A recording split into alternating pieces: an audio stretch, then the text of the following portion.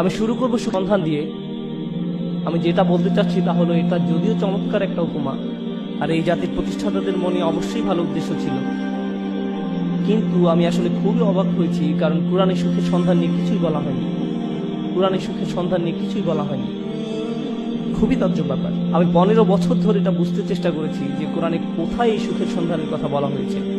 আল্লাহ এই ব্যাপারে কথা বলেননি, কিছুই বলেননি। আর এটা আমাকে ভাবায় যে আধুনিক সভ্যতার জন্য এত গুরুত্বপূর্ণ একটা ব্যাপার, মানুষ সুখী হতে চায়, কিন্তু আল্লাহ এই ব্যাপারে কিছুই বলেননি। কোরআনে এটা বলা নেই কিভাবে সুখের সন্ধান পেতে হবে। আর এটা খুবই আকর্ষণীয় ব্যাপার যে কোরআনের সবচেয়ে বড় যে অনুভূতির কথা বলা হয়েছে তা হলো সন্তুষ্টি। সন্তুষ্ট থাকা, এটাই সব থেকে বড় লক্ষ্য, সুখ নয়। কিন্তু এই দুইটি কিন্তু আলাদা জিনিস। সুখে থাকা আর শান্তিতে থাকা দুটো আলাদা বিষয়। এখন আমি আপনাদেরকে সাইকোলজির ব্যাপারে কিছু বলবো, খুবই আকর্ষণীয় কিছু বিষয়। আর এই তথ্যগুলো আমাদেরকে কোরআনের বাণী বুঝতে আরো বেশি সহায়তা করবে। আর আমার আলোচনার পুরোটাই নিয়ে। আর এই বাণীটি আছে সূরা নাজমের মধ্যে, ওয়া আল্লাইসা লিল ইনসানি ইল্লা মা সাআ, এবং মানুষ তাই পায় যা সে করে। এখন আপনারা আমার সাথে থাকার চেষ্টা করুন। সর্বপ্রথম আর সবচেয়ে ছোট যা মানুষ সন্ধান করে, বিশেষ করে তরুণ প্রজন্ম যা চায়, আমি জানি শ্রোতাদের মধ্যে মনে মনে তরুণ লোক আছেন, কিন্তু আমি এখানে যারা বয়সে তরুণ তাদের বলছি। আমি চাই আপনারা এটা বুঝতে পারুন যে সবচেয়ে তুচ্ছ কিছু যখন জীবনে সন্ধান করা হয়, তখনই আসলে সুখের সন্ধান করা হয়। এটা আসলেই সব থেকে তুচ্ছ। আমি বলছি কেন আমার এই ধারণা। যেমন শনিবারে ঘুম থেকে উঠে বাড়ির কাজ করতে ইচ্ছা করে না, তাই 12টা পর্যন্ত ঘুম দিয়ে ওঠেন আপনি। আপনার তখন কি অনুভূতি হয়? আপনি তখন সুখী। সুখী হওয়া আসলে কষ্টের কিছু না। কোনো ছেলে সারা রাত ভিডিও গেমস খেললো, তার মাথা ব্যথা করে, কিন্তু যেহেতু সে গেম শেষ করতে পেরেছে তাই সে সুখী। কেউ কাজে যাওয়ার আগে ফোন পায় যে আজকে এই আবহাওয়া খারাপ, তাই কাজে যেতে হবে না, এতেই তারা সুখ বোধ করে। সুখ পাওয়া খুবই সহজ, বিশেষ করে ছোট জিনিসের ক্ষেত্রে। অবশ্য সম্পর্কের থেকে সুখী হওয়া এর চেয়ে কঠিন। বাবা মাকে সুখী করা, অথবা বাবা মা যেন আমার উপরে খুশি থাকে, এটা করা কঠিন। আর স্ত্রীকে খুশি করা, এটা নিয়ে কথা না বলাই ভালো। আসলে আমরা এটা নিয়ে কথা না বলি। কিন্তু শুধু নিজের জন্য, যেমন আপনি একটা সিনেমা দেখলেন, আপনি এতেই খুশি। অথবা আপনার বন্ধুর সাথে দেখা হলো, আপনি খুশি। আপনি আপনার পছন্দের রেস্টুরেন্টে খেতে গেলেন, আপনি অনেক খুশি। এটা খুব কঠিন কিছু না। কিন্তু এটা যেমন দ্রুত আসে, তেমনি দ্রুত চলে যায় এবং আপনার আবার ভালো না লাগা শুরু হয়। আপনি হতাশ হয়ে যান এবং আবার সুখী হওয়ার চেষ্টা করেন। এটা অনেকটাই মাদকাসক্তির মতো, কারণ এটা আপনার সাথে সর্বদা থাকে না।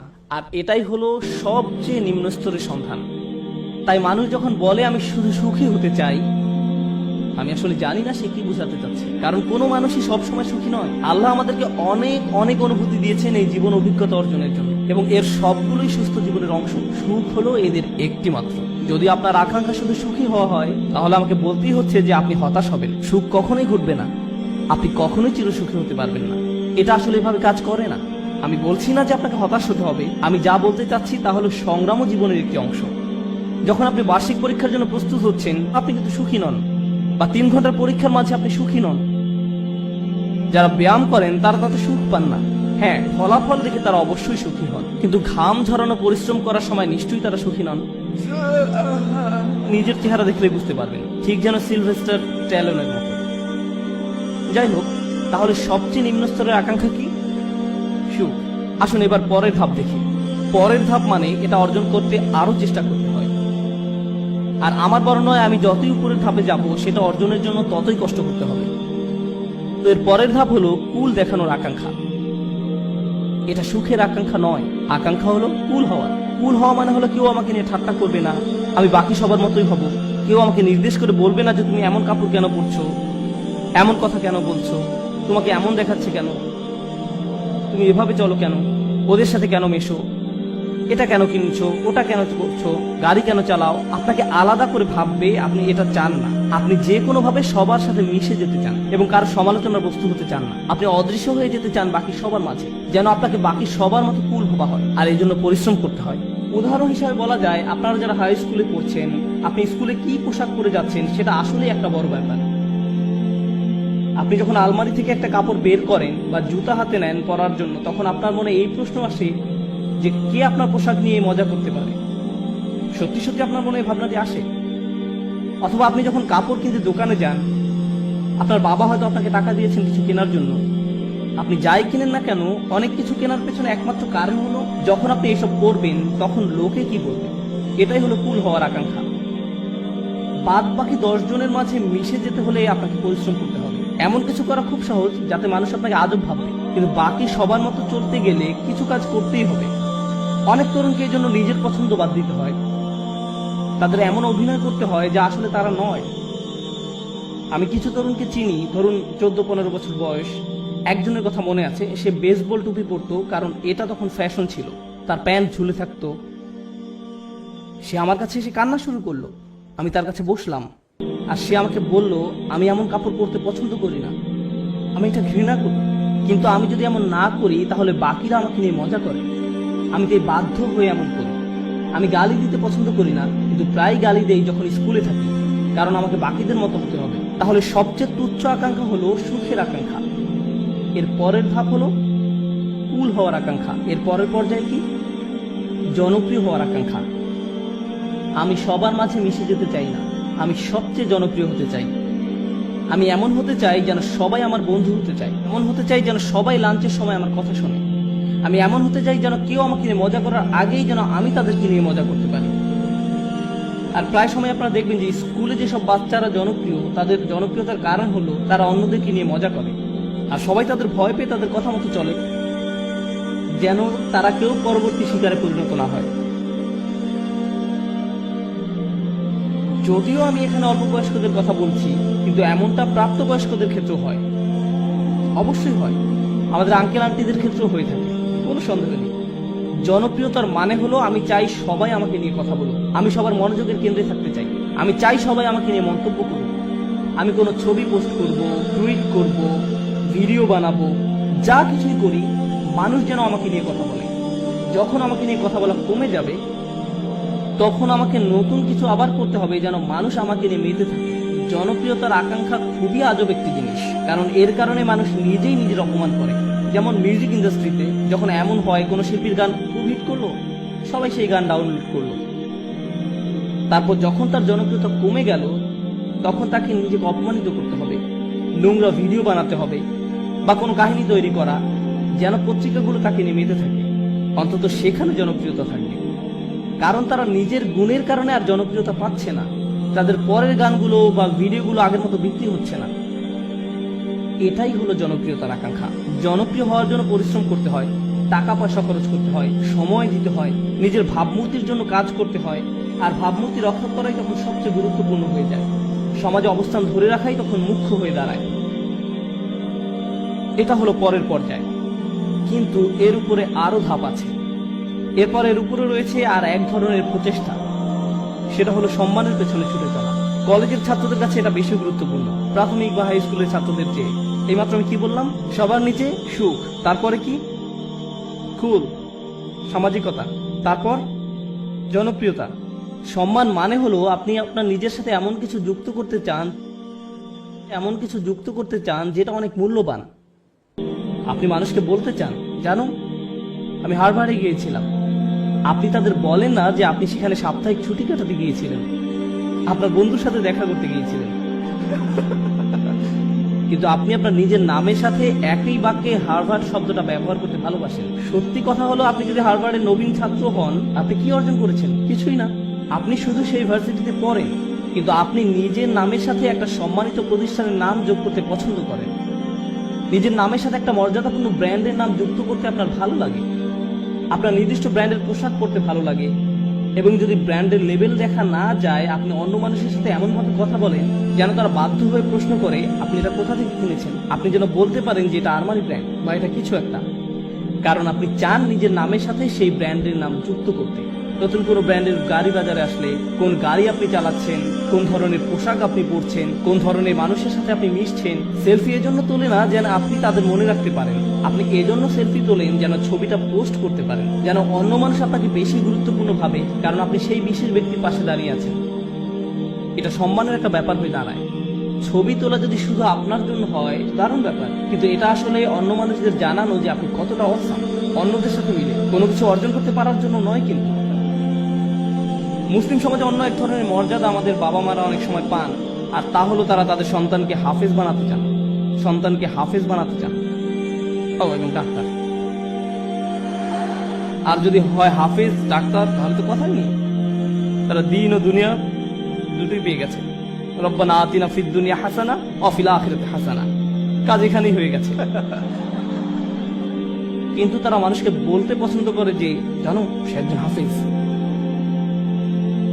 কিন্তু দুর্ভাগ্যবশত এর জন্য আপনি আপনার সন্তানকে কোরআনে হাফেজ বানাননি, কিন্তু এমনটাই ঘটে থাকে। আমরা এখন কোন পর্যায়ে আছি? সম্মান। এটা অনেক বড় ব্যাপার হবে যখন আপনি আপনার প্রথম চাকরিটা পাবেন, হয়তো মাইক্রোসফট বা অন্য কোথাও, কে জানে। ধরেন আপনি বড় কোথাও চাকরি পেলেন, হয়তো গুগলে, তারা আপনাকে আপনার ব্যাজ দিবে, যেটা আপনি মসজিদেও পরে আসেন। যেন কেউ প্রশ্ন করে যে তুমি কি অনেক বেশি গুগল ব্যবহার করো, যে তারা তোমাকে একটা বিশেষ ব্যাজ দিয়েছে, আর আপনি তখন বলার সুযোগ পান না না আমার সেখানে চাকরি হয়েছে। আপনি মানুষকে জানাতে চান যে আপনি কি অর্জন করেছেন। তাফাখুরুম বাইনাকুম, কুরআনে এটাকে এভাবেই বলা হয়েছে, অন্যদের দেখানোর ইচ্ছা যে আপনার কি মর্যাদা আছে। যাই হোক, আমি আবার একদম নিচ থেকে শুরু করতে চাই। প্রথমে কি ছিল? সুখ। দ্বিতীয়, সামাজিকতা। তৃতীয়, জনপ্রিয়তা। চতুর্থ, সম্মান। তার উপরে টাকার পিছনে ছুটে চলা। কিছু মানুষ আছে যারা সুখকে পাত্তা দেয় না, তারা সামাজিকতার কথা ভাবে না, তারা জনপ্রিয়তা চায় না, এমনকি সম্মানও নয়। একটা জিনিসকে তারা গুরুত্ব দেয়, আর সেটা হলো টাকা। তারা জানে কিভাবে অনেক টাকা উপার্জন করতে হয়। এই মানুষগুলো ময়লা জামা, পুরনো ছেঁড়া জিন্স পরে থাকে, একটি মাজদা মিয়াটা গাড়ি চালায়, কিন্তু এই সব নিয়ে তাদের কোনো ভ্রুক্ষেপ নেই, কারণ তারা মাসে $10 মিলিয়ন উপার্জন করে।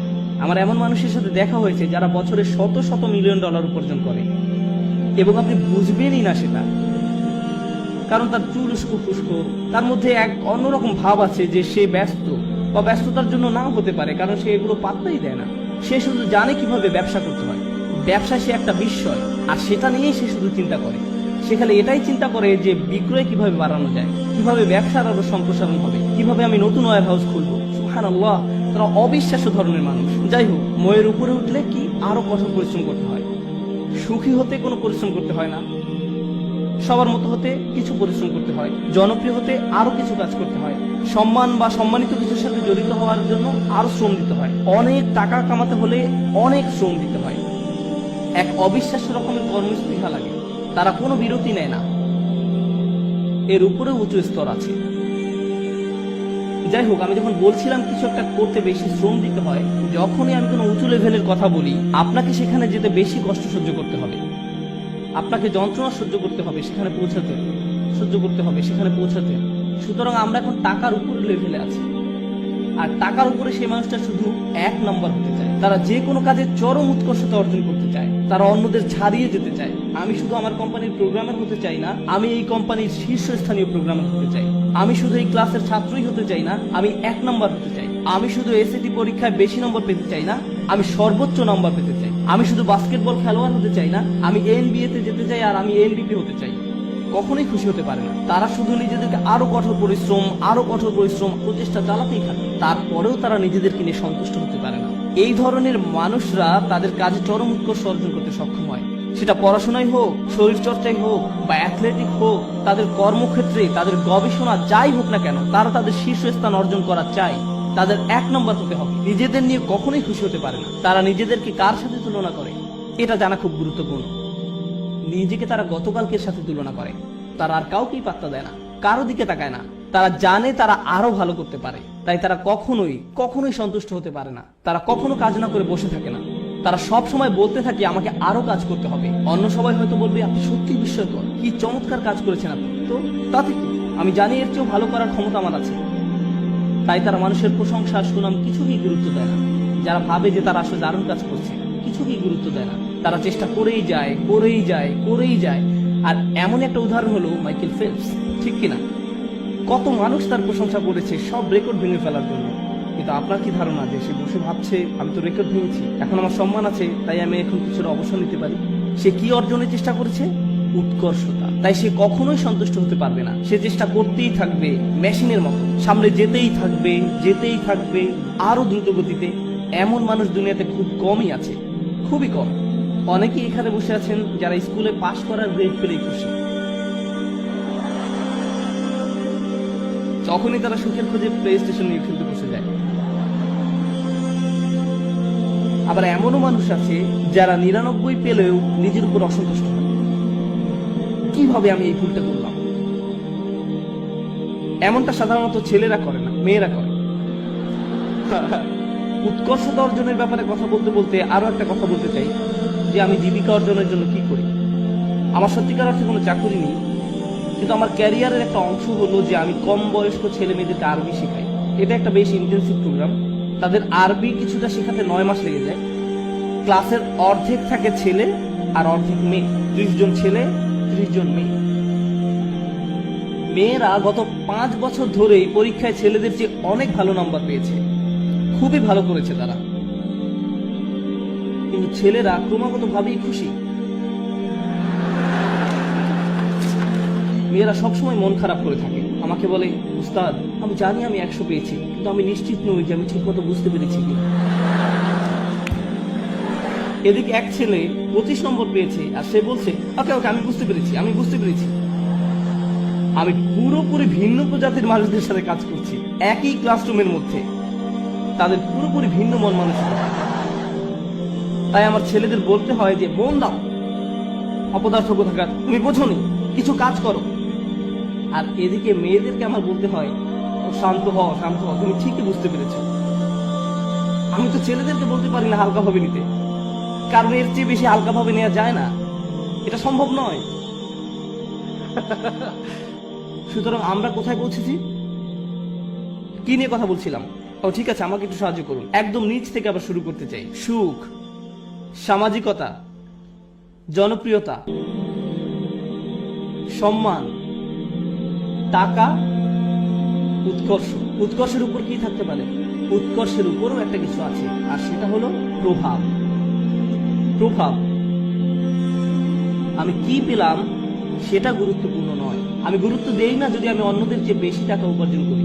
আমি পাত্তা দেই না যদিও আমি 1 নম্বর। আমার কাছে সেটা গুরুত্বপূর্ণ নয়। আমি অন্যদের জন্য কিছু করতে চাই, আমি একটা উত্তরাধিকার রেখে যেতে চাই।